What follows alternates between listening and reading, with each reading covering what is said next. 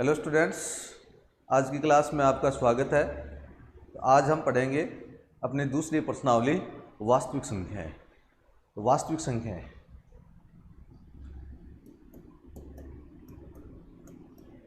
वास्तविक संख्याएं real number. पहले मैं आपको वास्तविक संख्याओं के बारे में बता देता हूँ। वास्तविक संख्याएं, ये वास्तविक संख्याओं को अपन दो भागों में डिवाइड करते हैं। कितने भागों में डिवाइड करते हैं? वास्तविक संख्याओं को दो भागों में डिवाइड करते हैं, परिमेय संख्या और अपरिमेय संख्या। परिमेय संख्याएं, परिमेय संख्याएं और दूसरी कौन सी है? अपरिमेय संख्याएं। अपरिमेय संख्या। अब परिमेय संख्याओं की डेफिनेशन क्या है और अपरिमेय संख्याओं की डेफिनेशन क्या है? तो परिमेय संख्याएं किसे कहते हैं? वे संख्याएं जिनको p बटा q के रूप में व्यक्त किया जा सकता हो, जहाँ p और q पूर्णांक है। अथवा इसकी दूसरी डेफिनेशन क्या है? यदि अपन इनका दशमलव, किसी संख्या का अपन दशमलव प्रसार करें तो उसका दशमलव प्रसार या तो शांत हो या फिर अशांत आवर्ती हो, तो उनको अपन परिमेय संख्याएं कहते हैं। अब इसके बाद में अपरिमेय संख्याएं। तो अपरिमेय संख्याएं किसे कहते हैं? जो परिमेय नहीं है वो अपरिमेय है, यानी वे संख्याएं जिनको p बटा q के रूप में व्यक्त नहीं किया जा सकता है, वे अपरिमेय संख्याएं हैं। अथवा वे संख्याएं जिनका दशमलव प्रसार अशांत है और अनावर्त है, उनको अपरिमेय संख्याएं कहते हैं। तो इसकी डेफिनेशन में लिखा देता हूं। अपरिमेय संख्याएं, अपरिमेय संख्याएं, सॉरी परिमेय संख्या, परिमेय संख्याएं। पहला है परिमेय संख्याएं।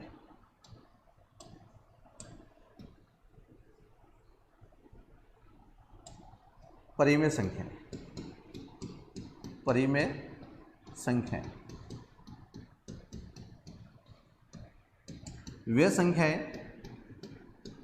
वे संख्याएं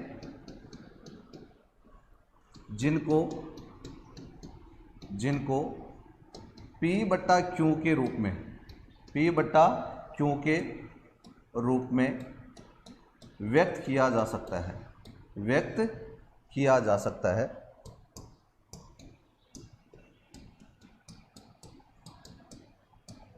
किया जा सकता है जहां p और q, जहां p और q पूर्णांक है, p और q पूर्णांक है तथा q not equal to zero, q not equal to zero को परिमेय संख्याएं कहते हैं, को परिमेय संख्याएं कहते हैं।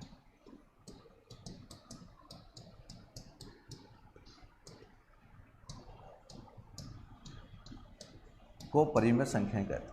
ओके। दूसरी डेफिनेशन क्या है? यदि संख्या का दशमलव प्रसार शांत हो या फिर अशांत आवर्त हो, तो उनको परिमेय संख्याएं कहते हैं। अथवा वे संख्याएं जिनका दशमलव प्रसार,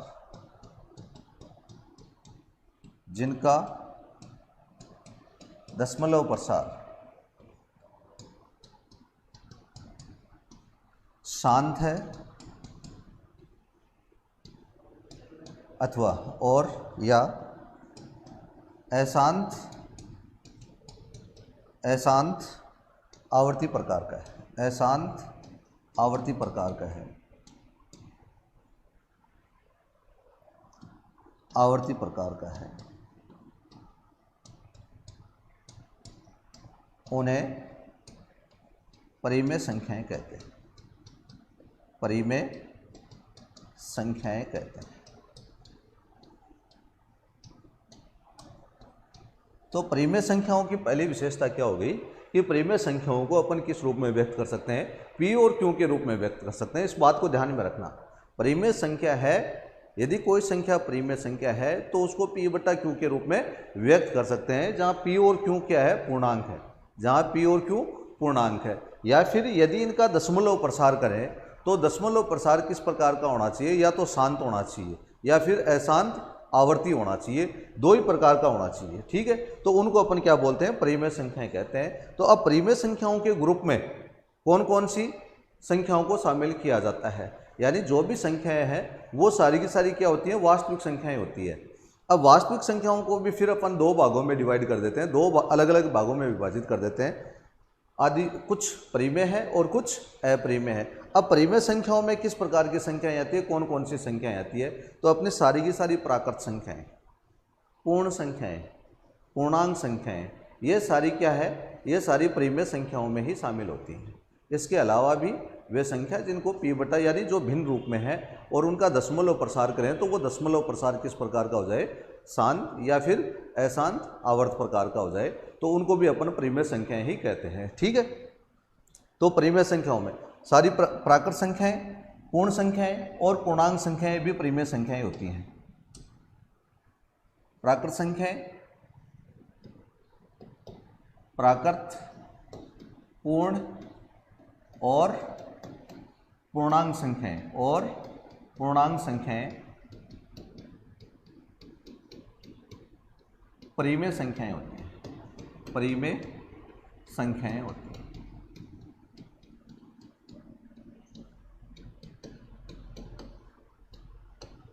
अब ये प्राकृत संख्या कहाँ से प्रारंभ होती है, एक से प्रारंभ होती है। 1 2 3 4 5 6 7 8 9 10, ये जो अपनी गिनती है वो प्राकृत संख्याएं हैं, उनको n से रिप्रेजेंट करते हैं। इनको किससे रिप्रेजेंट करते हैं, n से रिप्रेजेंट करते हैं, नेचुरल नंबर।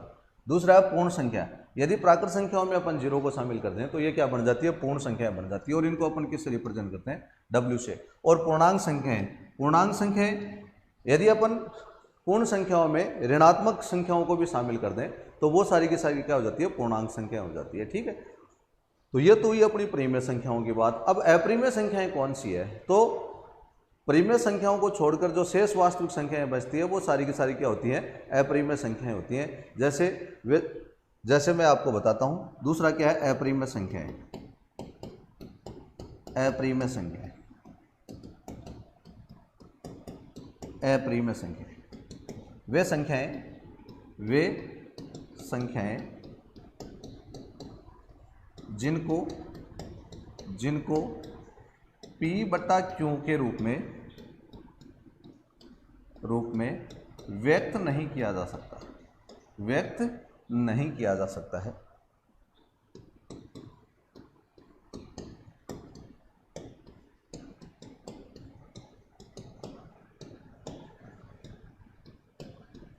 उन्हें अपरिमेय संख्याएं कहते हैं।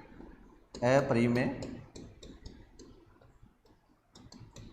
संख्याएं कहते हैं। और या फिर अथवा वे संख्याएं जिनका दशमलव प्रसार किस प्रकार का होता है, अशांत अनावर्त प्रकार का होता है, अशांत अनावर्त प्रकार का होता है।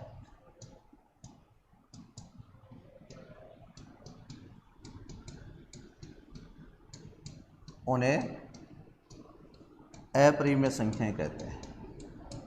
अपरिमेय संख्याएं कहते हैं।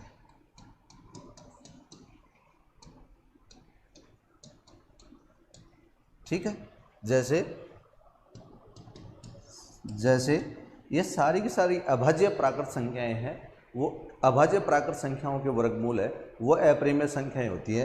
कौन कौन से, जैसे √2, √3, √5, √6, √7, पाई, ये क्या होती है, अपरिमेय संख्याओं की श्रेणी में आती है। यदि अपन इनका दशमलव प्रसार करेंगे तो इनका दशमलव प्रसार अशांत अनावर्त प्रकार का आएगा। ये सारी बातें आपने 9th क्लास में सीख ली थी।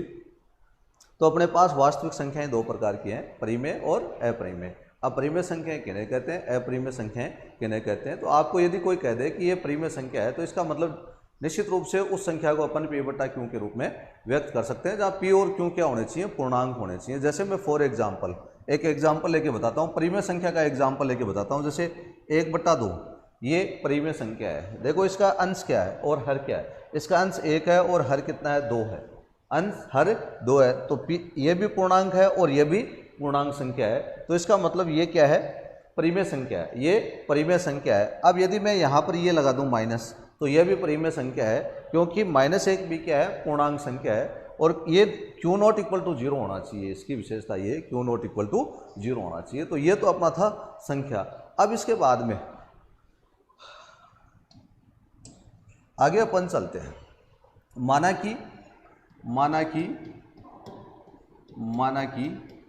a एक अशून्य पूर्णांक है। क्या है, अशून्य पूर्णांक। अशून्य पूर्णांक का मतलब क्या हो गया, अशून्य पूर्णांक का मतलब क्या हो गया कि a है वो 0 के बराबर नहीं है, a not equal to 0, a not equal to 0। तथा b और c दो पूर्णांक निम्न प्रकार परिभाषित है, निम्न प्रकार परिभाषित है।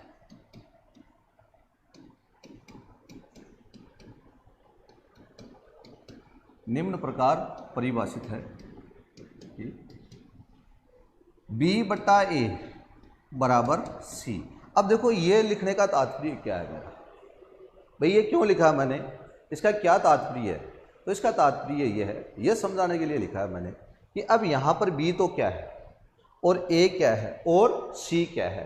तो b तो यहाँ पर क्या है, b तो क्या भाज्य, b तो क्या है भाज्य, और a क्या है भाजक, a क्या है भाजक, और c क्या है भागफल।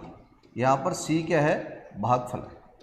ठीक है, तो इससे आप नोट करते हो कि मैंने a एक अशून्य पूर्णांक है, a को क्या लिया है, अशून्य पूर्णांक लिया है। तो कहने का मतलब है किसी भी भिन्न का हर है वो 0 नहीं हो सकता है। क्या नहीं हो सकता है, 0 नहीं हो सकता है।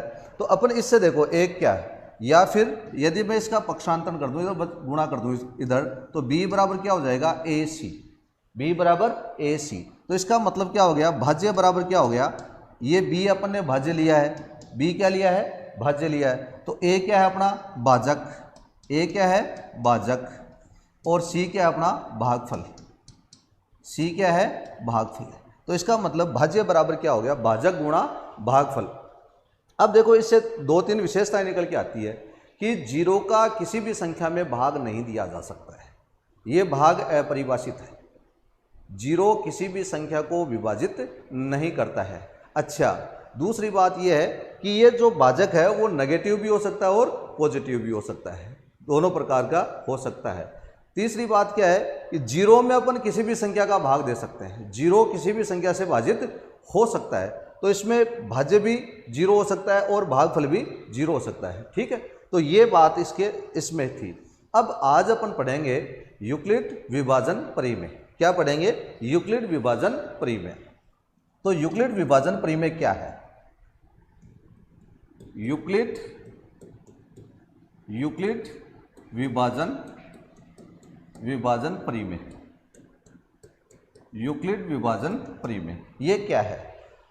यदि a और b दो धनात्मक पूर्णांक है, यदि साथ में लिखिए आप, यदि a और b दो धनात्मक पूर्णांक है, दो धनात्मक पूर्णांक है, तथा दो ऐसे पूर्णांक, तथा दो ऐसे पूर्णांक Q और R इस प्रकार विद्यमान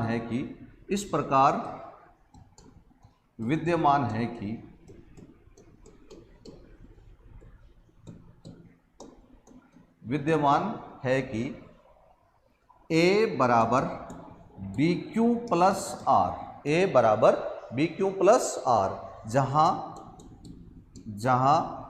आर है वो ग्रेटर देन इक्वल टू 0 और लेस देन बी, जहाँ आर है वो ग्रेटर देन इक्वल टू 0 और less than equal to B. तो अब इसका मतलब क्या है, इसका मतलब क्या है यहाँ पढ़ने का, तो इसका तात्पर्य ये है, ये यूक्लिड क्या कह रहा है, यदि a और b दो धनात्मक पूर्णांक है तथा दो ऐसे पूर्णांक q और r इस प्रकार विद्यमान है कि a बराबर बी क्यू प्लस आर, तो यहाँ पर अपने पास a तो क्या है, a, अब देखो मैंने क्या लिखा था इससे पहले b अपॉन a बराबर c, ये लिखा था क्या, तो b बराबर क्या हो गया ac, b भाज्य है, a भाजक और c भागफल है, तो भाज्य बराबर क्या हो गया, भाजक गुणा भागफल, भाजक गुणा भागफल। तो यहाँ पर ये क्या हो गया आपका भाज्य, ये क्या हो गया भाजक, ये क्या हो गया भागफल और ये क्या हो गया शेषफल। यानी क्यों का मतलब क्या होता है क्वोशिएंट, क्वोशिएंट का मतलब क्या होता है भागफल, और आर का मतलब क्या रिमाइंडर, रिमाइंडर का मतलब शेषफल। तो अपन किसी भी संख्या को, यूक्लिड का तात्पर्य क्या था कि अपन किसी भी संख्या को भाजक गुणा भागफल प्लस शेषफल के रूप में व्यक्त कर सकते हैं। यानी किसी भी धनात्मक पूर्णांक को भाजक गुणा भागफल प्लस शेषफल के रूप में व्यक्त कर सकते हैं। ठीक है, इसका मतलब यह था। तो ये क्या था अपना भाज्य, ये क्या भाज्य बराबर भाजक गुणा भागफल प्लस शेषफल।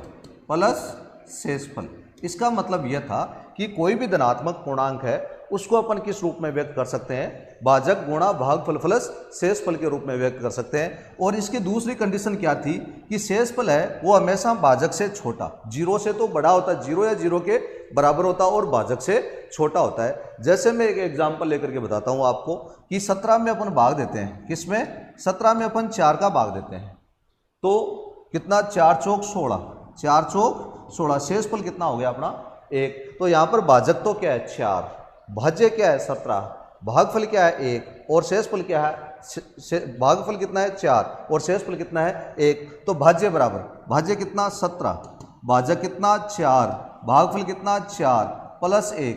अब देखो ये शेषफल है वो भाजक से छोटा है या नहीं है, तो शेषफल क्या हो सकता है 0 और 0 से बड़ा या बराबर, और भाजक से हमेशा छोटा ही होता है। यूक्लिड विभाजन प्रमेय का यही तात्पर्य था कि कोई भी धनात्मक पूर्णांक है उसको अपन भाजक गुणा भागफल प्लस शेषफल के रूप में लिख सकते हैं, और शेषफल हमेशा भाजक से छोटा होगा, 0 या 0 से बड़ा होगा। ठीक है, तो अब देखो इसका अनुप्रयोग क्या है, इसका अनुप्रयोग क्या है, यहां पर अपन ने इसको क्यों पढ़ा है, तो इसका अनुप्रयोग पढ़ते हैं। इससे पहले आप इसको उतार सकते हो। यूक्लिड विभाजन एल्गोरिथम, यूक्लिड विभाजन एल्गोरिथम। एल्गोरिथम का मतलब क्या है, एल्गोरिथम का मतलब क्या है विधि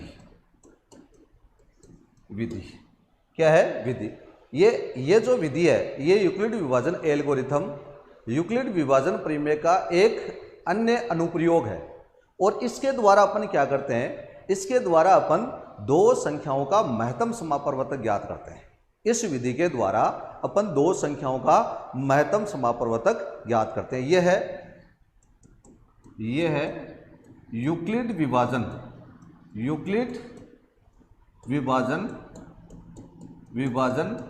प्रमेय का एक अनुप्रयोग है, प्रमेय का एक अनुप्रयोग, एक अन्य अनुप्रयोग है, यानी ये इसकी एप्लीकेशन है, अनुप्रयोग है, जो दो संख्याओं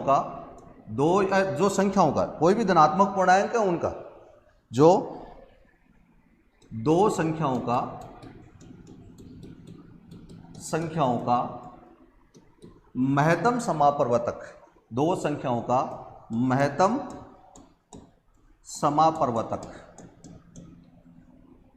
समापवर्तक ज्ञात करने की विधि है, जो दो संख्याओं का महत्तम समापवर्तक ज्ञात करने की विधि है, कि एक विधि है। महत्तम समापवर्तक को क्या बोलते हैं अपन, हाईएस्ट कॉमन फैक्टर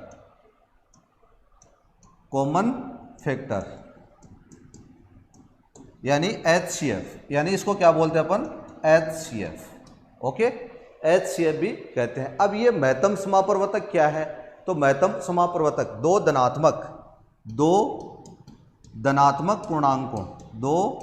धनात्मक पूर्णांकों A और B का महत्तम समापवर्तक, A और B का महत्तम समापवर्तक,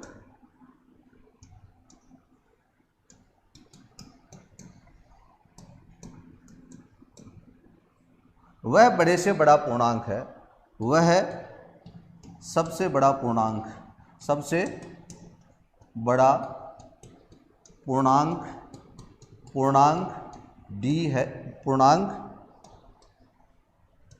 D है, जो A और B को पूर्णतया विभाजित करता है, पूर्णतया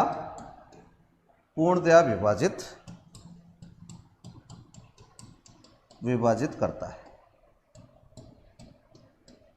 क्या है, दो धनात्मक पूर्णांकों A और B का महत्तम समापवर्तक वह सबसे बड़ा पूर्णांक D है जो A और B को पूर्णतया विभाजित करता है। यानी किन्हीं भी दो संख्याओं का महत्तम समापवर्तक, वह किन्हीं भी दो धनात्मक पूर्णांकों का महत्तम समापवर्तक वह पूर्णांक संख्या होती है जिसका दी गई सबसे बड़ी पूर्णांक संख्या होती है जिसका दी गई संख्याओं में पूरा भाग दिया जा सकता हो। तो अब यहाँ पर अपन यूक्लिड विभाजन प्रमेय के माध्यम से अपन क्या सीखेंगे, दो संख्याओं का महत्तम समापवर्तक ज्ञात करना सीखेंगे। तो ये महत्तम समापवर्तक देखो कैसे ज्ञात करते हैं, मैं एक एग्जाम्पल लेकर के बताता हूँ। एग्जाम्पल है जैसे इसमें ये आज आप 81 और 237 का महत्तम समापवर्तक यूक्लिड विभाजन विधि का प्रयोग कर ज्ञात कीजिए। देखो पर्टिकुलर नाम आएगा इसका, किस विधि से, यूक्लिड विभाजन एल्गोरिथम या यूक्लिड विभाजन विधि। एल्गोरिथम को विधि कहते हैं। ये विधि इसका यूक्लिड विभाजन प्रमेय का एक अनुप्रयोग है जो दो संख्याओं का महत्तम समापवर्तक ज्ञात करने की एक विधि है। ठीक है, तो अपन इसका महत्तम समापवर्तक ज्ञात करते हैं। 81 और किसका 237 का HCF हाईएस्ट कॉमन फैक्टर ज्ञात करना अपने को। अब देखो इसमें बड़ा पूर्णांक कौन सा है, दोनों ही पूर्णांक हैं, ये भी और ये भी। बड़ा पूर्णांक ये, छोटा पूर्णांक ये है। तो इसको मैं आपको आसान तरीके से हल करके बता देता हूँ। आसान तरीके का मतलब क्या हो गया, बड़े पूर्णांक में छोटे पूर्णांक का भाग दे दो। अपने को कौन से में दर्ज करना है, यूक्लिड विभाजन प्रमेय के माध्यम से इसका HCF निकालना है। तो बड़े पूर्णांक यानी 237 में किसका भाग देना है, 81 का भाग देना है। तो देखो कितनी बार जाएगा, 81 का पाड़ा तो आपको आता नहीं है, तो 81 का पाड़ा नहीं आता है तो क्या करेंगे, इसमें 8 का भाग दे दें 23 में। तो 8 3 24 ज़्यादा हो गया, 8 दूनी 16, 2 बार जाएगा। कितनी बार जाएगा, 81 का भाग इसमें 2 बार जाएगा। 2 से इसको मल्टीपल कर दिया, ओके। शेषफल कितना बच गया, 5 और 13 में से 6 गए तो कितने बच गए, 7, 76 शेषफल बच गया। अब क्या करना है, इस शेषफल का अपने को भाग किस में देना है, 81 में भाग देना है। लेकिन इससे पहले आप यूक्लिड विभाजन प्रमेय लिख देते हैं। यूक्लिड विभाजन प्रमेय क्या थी आपकी, भाज्य बराबर भाजक गुणा भागफल प्लस शेषफल, यही थी क्या, भाज्य बराबर भाजक गुणा भागफल प्लस शेषफल। तो यहाँ पर भाज्य तो क्या है, तो यूक्लिड विभाजन प्रमेय, यूक्लिड विभाजन प्रमेय क्या है, भाज्य कितना है 237, भाजक कितना है 81, गुणा भागफल कितना है 2, प्लस शेषफल कितना है 75। अब ये जो प्रक्रिया है ये अपन तब तक करते जाएंगे जब तक कि अपना शेषफल शून्य नहीं बच जाए, जब तक कि अपना शेषफल शून्य न हो जाए। और जब शेषफल शून्य हो जाता है तो अंतिम भाजक ही अपना HCF होगा। क्या होगा, अंतिम भाजक ही अपना HCF होगा।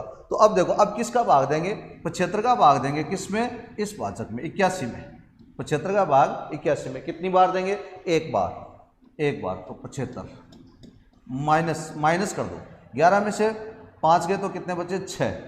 ये 7 में से 7 गया तो इससे ले लिया अपन एक, 7 में से 7 गया तो कितना, 0।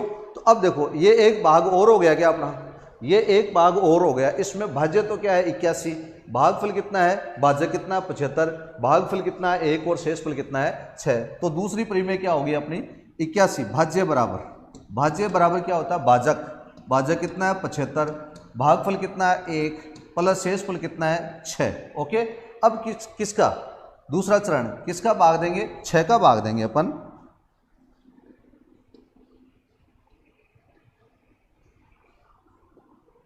शेषफल यहां लिख देता हूं। अब 6 का भाग अपन किस में देंगे 75 में देंगे। तो 75 में 6 का भाग दिया कितनी बार गया बार छिकाणी 72 12 बार छिकाणी 72। शेषफल कितने बार छिकाणी 72, शेषफल कितने बच गए अपने पास 3। तो ये एक भाग और हो गया क्या अपने पास, देखो ये एक पर्टिकुलर भाग हो गया अपने पास। तो इसको यूक्लिड विभाजन प्रमेय के अनुसार अपन लिख देते हैं। तो भाज्य तो क्या हो गया आपका 75, भागफल कितना आपका भाजक कितना आपका 6, भागफल कितना आपका 12, शेषफल कितना आपका 3। अब देखो अगला चरण अभी तक शेषफल अपना शून्य नहीं हुआ है, तो अब किसका भाग देंगे 3 का किस में देंगे 6 में भाग देंगे। तो 6 में भाग दिया कितनी बार गया 3 दूनी 6, शेषफल कितना बच गया 0, शेषफल कितना बच गया 0। तो अपना अंतिम भाजक कौन हो गया, अंतिम भाजक अपना 3 हो गया। तो इन दोनों संख्याओं का इन दोनों धनात्मक पूर्णांकों का HCF क्या आया अपने पास 3 आया। तो इसको अपन यूक्लिड विभाजन प्रमेय के अनुसार लिख देते हैं। तो भाज्य बराबर 6 बराबर कितना भाजक कितना है 3, भागफल कितना है 2 और शेषफल कितना है 0। ओके, तो अंतिम भाजक क्या है अपना 3 है अंतिम भाजक। तो अंतिम भाजक अपना 3 है, तो यही इसका HCF हो गया। तो इसको अपन क्या लिखेंगे HCF ऑफ 81 और 237 इज इक्वल टू कितना आया 3 आया। अब ये जो संख्या है ये जो पूर्णांक है डेफिनेशन से आप मेल कर सकते हैं। D का भाग A और B में पूरा जाता है, यानी पूर्णतः ये सबसे बड़ा पूर्णांक है जो इन दोनों पूर्णांकों को पूर्णतया विभाजित कर देता है। तो इस प्रकार ये यूक्लिड विभाजन प्रमेय से अपन दो संख्याओं का HCF ज्ञात कर सकते हैं। ठीक है, बात समझ में आ गई होगी। अब देखो इस प्रश्नावली के जो क्वेश्चन है वो आपको करने हैं। इससे पहले ये प्रश्नावली के क्वेश्चन है, चौथा क्वेश्चन है, ये आपको करना है। इसमें मैं आपको एक दो क्वेश्चन और बता देता हूं। इसमें जैसे देखो ये क्वेश्चन नंबर 5 है। क्वेश्चन नंबर 5 क्या है आपका, क्या कह रहा है, निम्नलिखित संख्या युग्मों का यूक्लिड विभाजन विधि द्वारा महत्तम समापवर्तक ज्ञात कीजिए। 196 और किसका 38,220 इसका महत्तम समापवर्तक आपको ज्ञात करना है। तो इसमें देखो अब बड़ा पूर्णांक कौन सा है, बड़ा पूर्णांक कौन सा है, ये वाला बड़ा है ये वाला छोटा है। तो बड़े पूर्णांक में छोटे पूर्णांक का अपन भाग देंगे। तो किसका किसमें 38,220 में भाग दिया 196 का। तो 196 का पढ़ा आपको आता नहीं है, तो आपको किसका 19 का भाग दे देते हैं 38 में। तो 19 का भाग 38 में कितनी बार जाता है 2 बार, गुनी दूनी 38।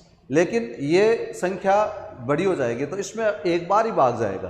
गुनी दूनी 38, इसको 2 से मल्टीपल करेंगे अपन तो 6 दूनी 12, गुनी दूनी 38 रेख 39, यानी कितना हो गया 392 हो गया। ये अपने पास कितना है 382, तो एक बार दे दिया ये लो, तो कितना 196। शेषफल कितना बच गया, 12 में से 6 गए तो 6, ये कितना हो गया 7। इधर से उधर आज की ले ली इसकी, तो ये 17 में से 9 गए तो कितने बचे 8, 17 में से 9 माइनस किए तो कितने बचे 8, ये कितना 186। अगली संख्या उतार ली, अगली संख्या क्या है अपनी 2। अब देखो इसमें भाग देंगे, तो इसमें भाग देंगे किसका 196 का। तो 196 का माइनस तो सही किया ना, 12 में से 6 गया तो कितना बच गया 6 बच गया, सीधे 10 8 बच गया। ठीक है, ठीक है, 1 बच गया।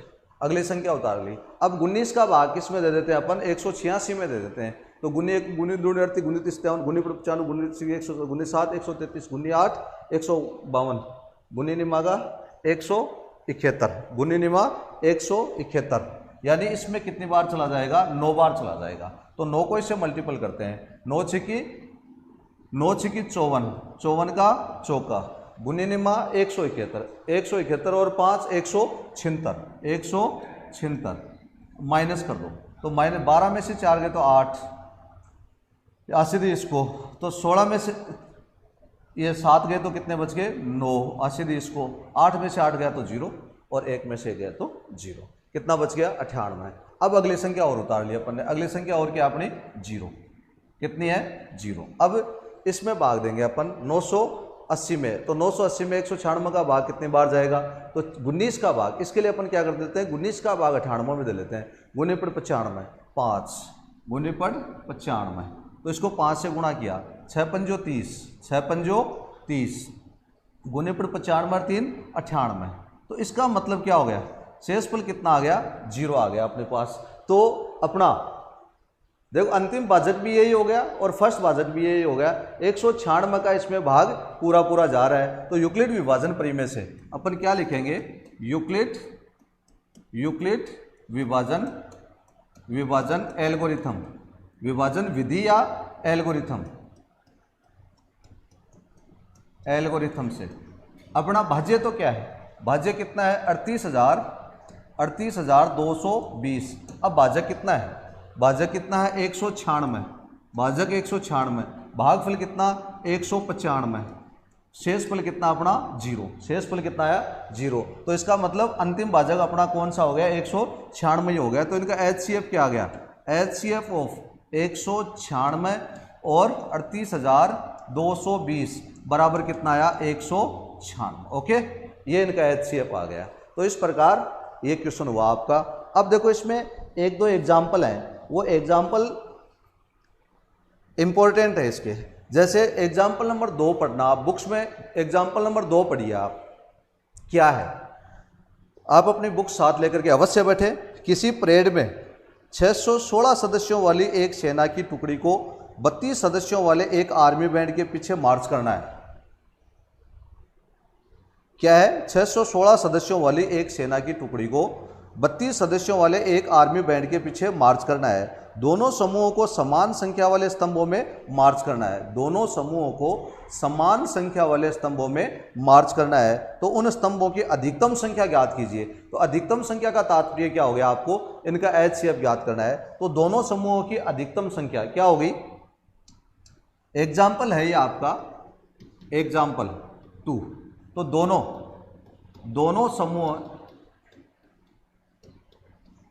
समूहों को किसमें, दोनों समूहों को स्तंभों में मार्च करना है। तो दोनों समूहों के स्तंभों की संख्या, दोनों समूहों के स्तंभों की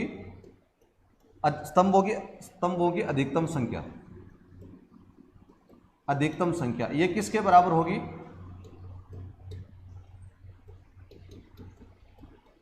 अधिकतम संख्या बराबर HCF ऑफ किस किस का 616 और 32, 616 और 32, इनका HCF ज्ञात करना है आपको। तो इनका HCF ज्ञात कर दिए। यूक्लिड विभाजन परिमेय से आप इनका HCF ज्ञात कर सकते हो। तो यूक्लिड विभाजन परिमेय से HCF ज्ञात करने के लिए आपको क्या करना पड़ेगा, छोटे पूर्णांक का बड़े पूर्णांक में भाग देना है। तो यूक्लिड विभाजन परिमेय से यूक्लिड विभाजन एल्गोरिथम से एल्गोरिथम से क्या आएगा, इधर मैं भाग दे देता हूं, ये आपका रफ्तारी है, किसमें किसका 616 में भाग दिया 32 का, कितनी बार जाएगा देखो, एक बार 32 एकम 32, शेषफल कितने बच गए 11 में से 2 गए तो 9, अशेष को दी 4, 6 में से 4 गए तो 2, अगली संख्या उतार ली। अब देखो इसमें 32 का भाग, तो 32 का पढ़ा यदि आपको आता है तो ठीक है, नहीं आता तो आप 3 का भाग दे लीजिए 29 में, 3 का भाग 29 में दे लीजिए आप। तो कितनी बार जाएगा 3 का, 9 3 27, 9 बार जाएगा। तो 9 से इसको मल्टीपल कर दिया, 9 दूनी 18 का 8, आशी लगी 1, 9 3 27, 9 3 27 रेख 28, 288। शेषफल कितना आ गया, 16 में से 8 गए तो 8, 80 20 को 9, 8 बच गए शेषफल आपके पास, कितने बच गए 8 शेषफल बच गया। ओके, तो अब इसमें देखो भाज्य तो क्या आपका 616, भाजक कितना आपका 32, भागफल कितना है 19 और शेषफल कितना आपका 8। अब 8 का भाग किस में देंगे, 8 का भाग देंगे 32 में, अभी शेषफल शून्य नहीं हुआ आपका, तो 8 का भाग 32 में दिया तो 8 चौक 32, 8 चौक 32। ओके, शेषफल कितना आ गया 0, तो अंतिम भाजक क्या हो गया आपका 8, तो इनका HCF क्या हो गया 8। तो उन दोनों टुकड़ियों को, आर्मी की टुकड़ी और जो बैंड वाली टुकड़ी है, उन दोनों को कितने स्तंभों में मार्च करना होगा, 8 स्तंभों में मार्च करना होगा। तो ये 32 बराबर कितना 8, भाजक कितना 8, भागफल कितना 4, शेषफल 0। तो अभिष्ट स्तंभों की संख्या कितनी हो गई, अभिष्ट स्तंभों की संख्या,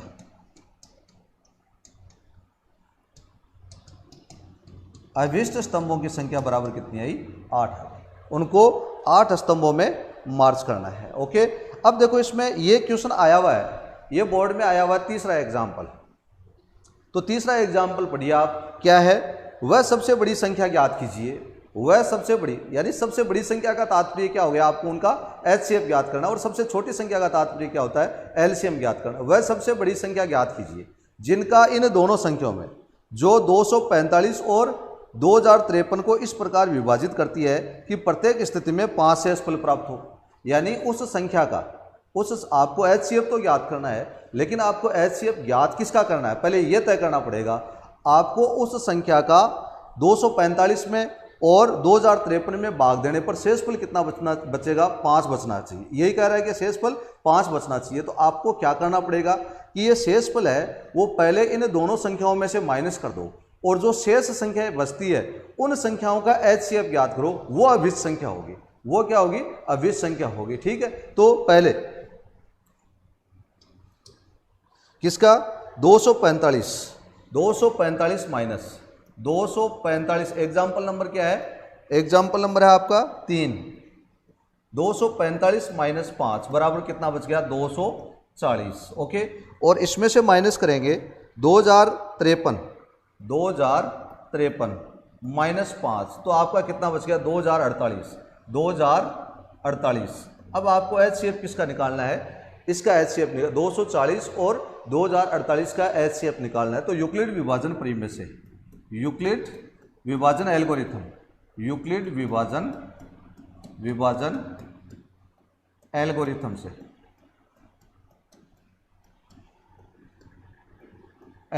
से, अब वही भागफल विधि है आपकी। तो भागफल विधि इधर बड़े पूर्णांक में छोटे पूर्णांक का अपन भाग देते हैं। किसमें भाग देंगे, 2048 में भाग देंगे अपन किसका, 240 का। तो देखो कितनी बार जाएगा, 20 में 24 का भाग जाता नहीं है, तो 204 में दे देते हैं। 24 निम्बा 216 होता है, ज़्यादा हो गया।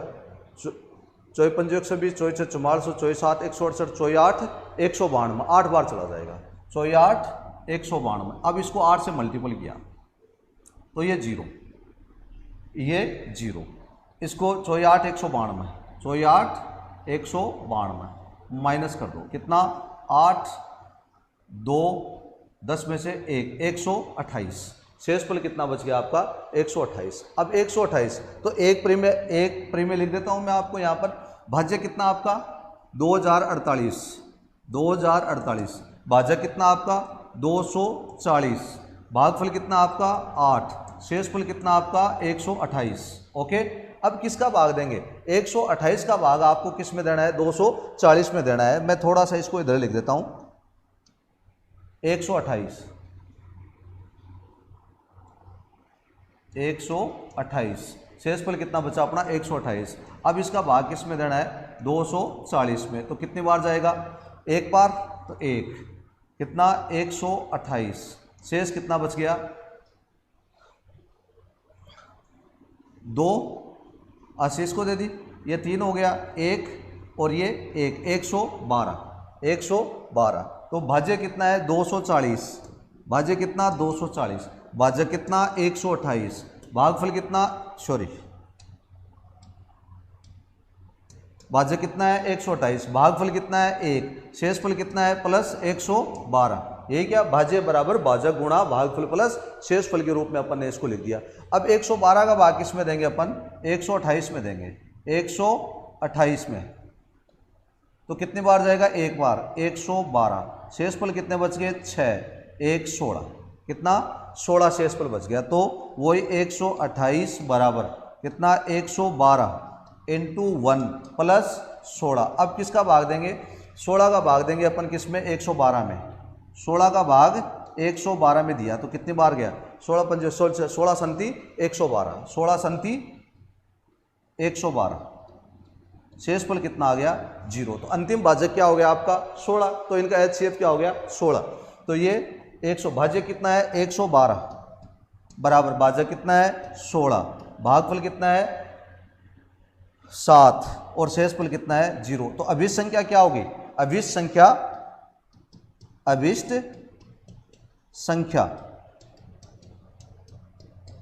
क्या हो गई 16 हो गई। अभिष्ट संख्या क्या है 16 है, जिसका अपन इन दोनों संख्याओं में भाग देंगे तो शेषफल कितना बचेगा 5 बचेगा। ठीक है, तो इस प्रकार ये आपका अभ्यास कंप्लीट हुआ। तो अब अपन अगली क्लास में पढ़ेंगे अंकगणित की मूलभूत परिमेय। क्या पढ़ेंगे, अंकगणित की मूलभूत परिमेय। अब आज का काम आपका इतना ही है, आप जो शेष क्वेश्चन मैंने छोड़ दिए हैं उनकी आपको, अच्छा एक और है कि हाँ 5वां क्वेश्चन एक और है, ये और कर लेते हैं अपन। तो 5वां क्वेश्चन क्या है, 5वां क्वेश्चन देखना आप, यदि संख्या प्रश्नावली का 5वां क्वेश्चन देखना, 408 तथा 1032 का महत्तम समाप्रवर्तक किससे दिया हुआ है, 1032 अक्ष माइनस 408 गुणा 5 के रूप में व्यक्त किया जाता है, तो अक्ष का मान ज्ञात कीजिए। यानी इनका HCF इस समीकरण के माध्यम से किया गया है। तो अपन क्या करते हैं, इस समीकरण के बराबर इनका HCF रख देते हैं। यही क्या, आपको मान किसका ज्ञात करना है, अक्ष का मान ज्ञात करना है। तो आपको जो समीकरण दी गई है, क्वेश्चन नंबर 5 है ये आपका, क्वेश्चन नंबर 5 क्या है, समीकरण 1032 प्रश्नानुसार क्या दिया हुआ है, प्रश्नानुसार 1032 अक्ष माइनस 408 गुणा 5 ये किसके बराबर है, इन दोनों संख्याओं के HCF किसके 408, HCF ऑफ 408 और 1032 ये आपकी समीकरण नंबर 1 है। अब आपको क्या करना पड़ेगा, अब आपको इसमें इसका HCF ज्ञात करना पड़ेगा और वो उसका मान यहाँ समीकरण 1 में रख 408 और 1032 का HCF ज्ञात करके आपको इस समीकरण में रखना है। तो इस समीकरण में पहले अपन HCF ज्ञात कर लेते हैं। तो HCF ज्ञात करने के लिए वही यूक्लिड विभाजन एल्गोरिथम प्रयोग में लाते हैं।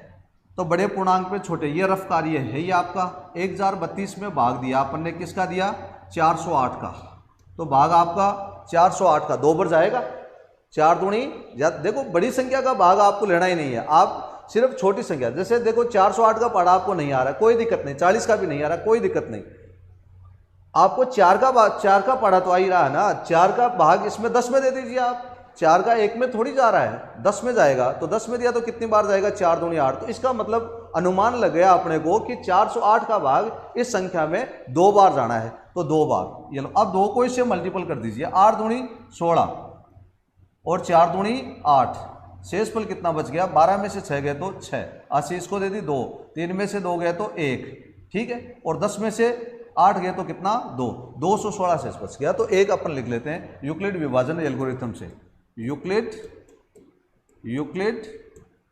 विभाजन एल्गोरिथम से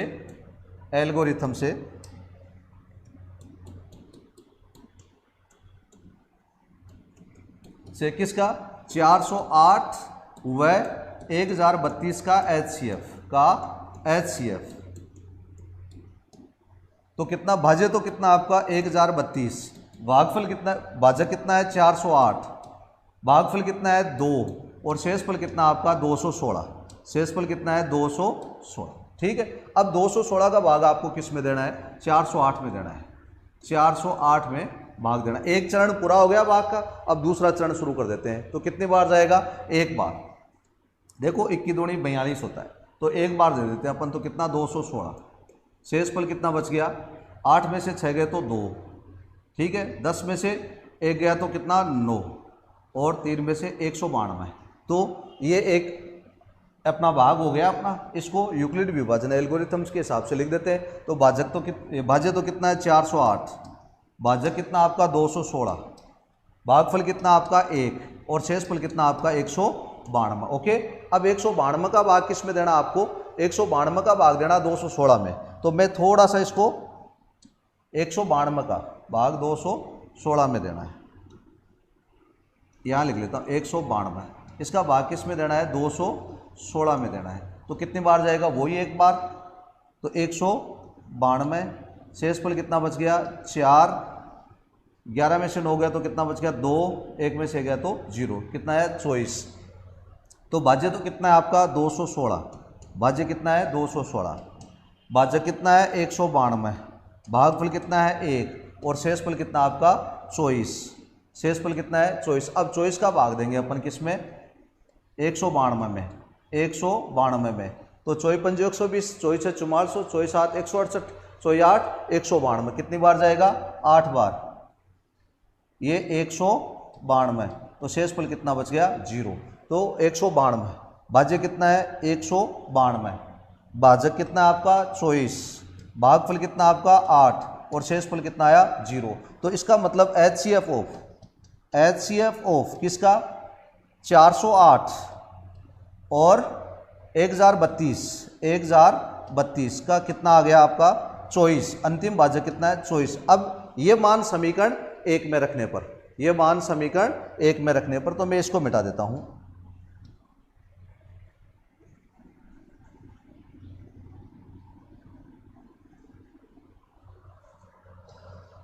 समीकरण 1 में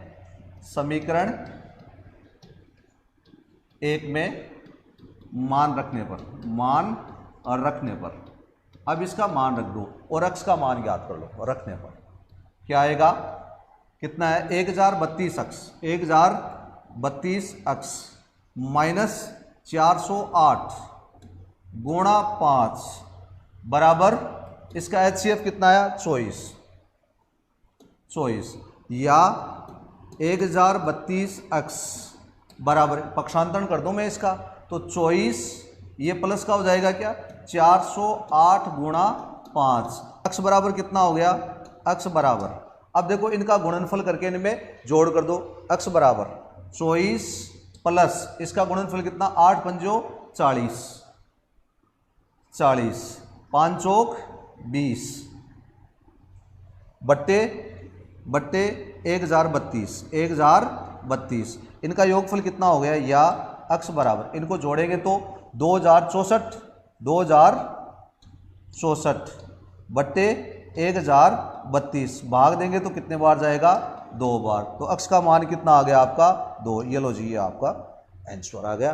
तो देखना शायद समझ में आ गया होगा क्वेश्चन। तो आज की क्लास में बस इतना ही, धन्यवाद।